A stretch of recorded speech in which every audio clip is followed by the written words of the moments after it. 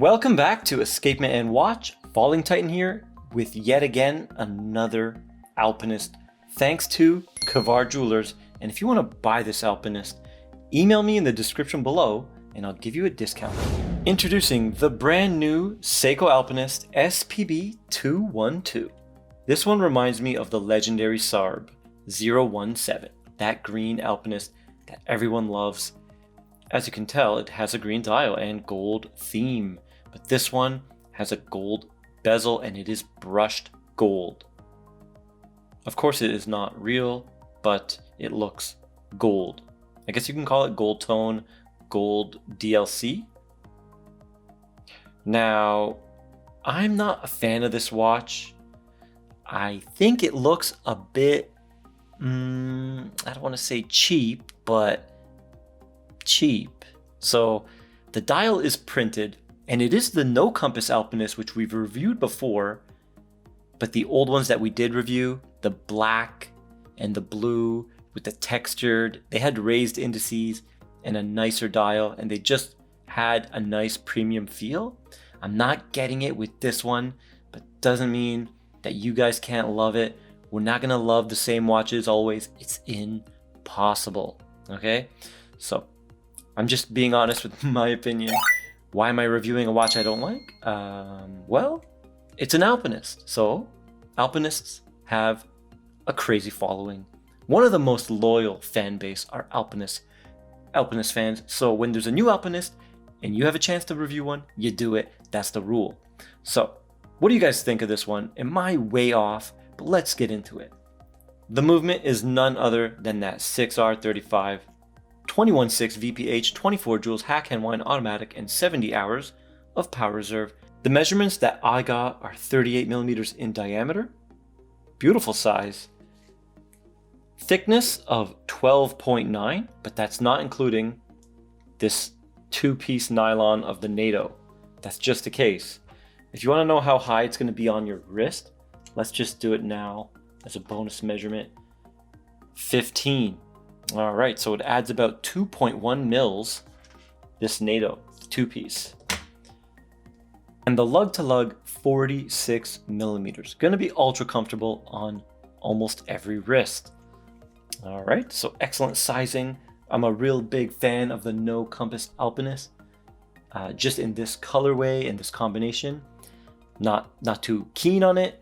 Maybe with a two-tone gold and silver strap code Jubilee, that might work, but you guys know I'm not a fan of that Jubilee. Well, some of you guys know, because the Angus is too thick for such a nice classy case as the Alpinist.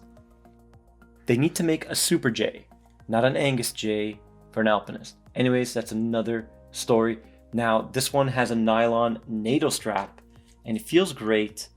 It's typical tough NATO. It's brown on the edges and army green on the inside. The case back, see-through, just like the other. I'm not going to take it off, but just to show you guys, it has a see-through case back. You can see the 6R there. And yeah, not bad. So one of my favorite points of the no compass Alpinist is that beautiful sapphire crystal. It is single domed, which has a stunning effect. It warps and creates a nice distortion when you look at it on an angle. That's a cool feature. Single domes are amazing. Big fan of them. And this one does have AR coating on the inner side. So very nice. The dial and hands, let's talk about it. So the dial has some kind of a grass printing texture on it, which looks great, almost fuzzy. But then the indices are bronze surrounds with a cream interior, or gold surround with a cream interior, and they're all printed on. So there is no depth to the dial. It did underwhelm me. I've had it for about a week. I was trying to give it a chance and it didn't win me over. Now the hands are brushed gold, typical Alpinist ones. Nice brushing on the hands, cathedral style. Well done, and they have loom. There is loom on the pips at all the indices, but the indices themselves are not loom. They're just printed on. All right, and hopefully the macros will reveal what I'm talking about. It is tough to tell, I think, because of that single dome playing tricks, but the macros will reveal all. Now the price. I have the Canadian price and it translates roughly to 650 United States dollars, which I believe is a fair price because you're getting 200-meter water resist, screw down crown, sapphire crystal, and it's from a brand with a ton of history with a legendary lineage, Alpinist, all right? So it's a tough explorer type watch, mountaineer, almost a GA/DA watch, same as the normal Alpinist. A go anywhere, do anything watch.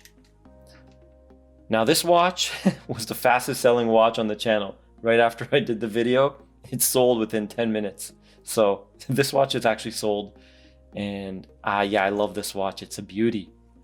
I'm not too big on this one though. I think I said that 100 times, right guys? I'm doing a terrible job. Since we have both Alpinists out, let's do a size comparison between them.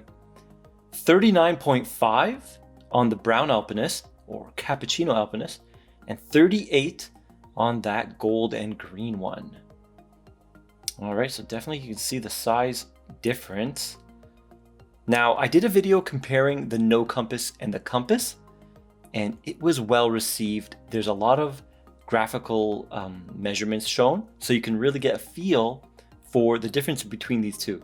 But if you want the too long didn't read it or too long didn't watch it version, these things wear remarkably similar on the wrist, almost exact same, okay?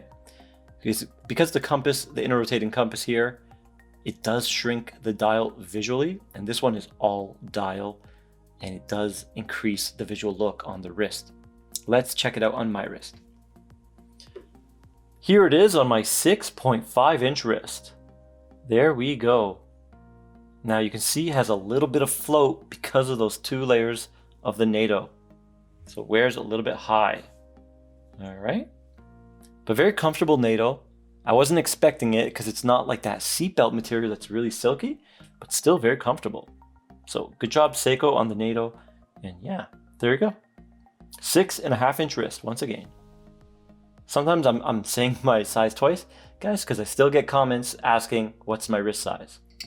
Let's go. Here you can hear that low beat at 21.6 VPH and 311 amplitude, very strong, and 0.1 milliseconds in beat error, 0 seconds a day, 0 seconds a day. Wow, it's doing very good. The line is dead straight. Wow. So this is a full charge. I gave it 100 turns, so it's super full. So this is its max performance probably. 0 seconds a day, 0 seconds a day, 0 seconds a day, and 0 seconds a day. Is there any reason to keep it going? Yeah, all right, so it did dip to -2 as the amplitude dipped from above 300 to 291. So there we go. It lost a little bit of power and it lost a little bit of rate.